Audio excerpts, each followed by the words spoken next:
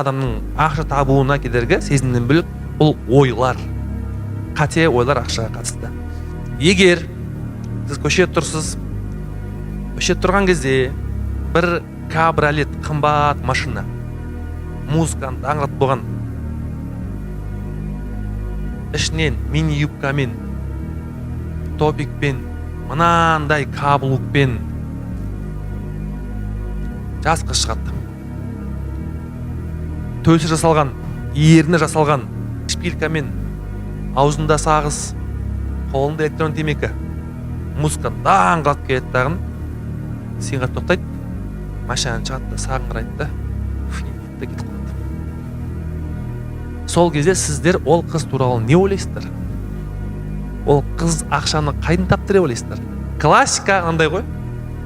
Скорее всего, өзі шетамайды. Жігіті или әкесі бай.